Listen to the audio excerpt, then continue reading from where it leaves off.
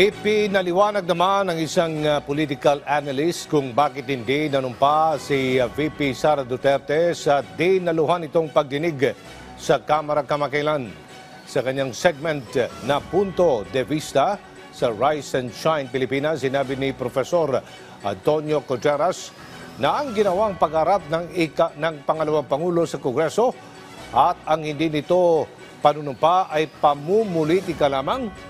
Ayon kay Contreras, ang mga pagdinig ay para sa accountability dahil pera ng taong bayan ang pinag-usapan, gayon din para sa issue ng equality dahil anya dapat ay pantay-pantay pagdating sa pagtingin ng batas at walang exemption. Idinagdag pa ni Contreras, ang mga nasabing pagdinig ay isang oportunidad para sagutin ang mga katanungan at bigyan ng liwanag ang anumang isyong may kinalaman sa budget ng gobyerno.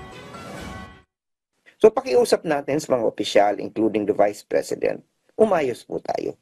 Nanunood po ang bayan. Nanunood din ang kabataan.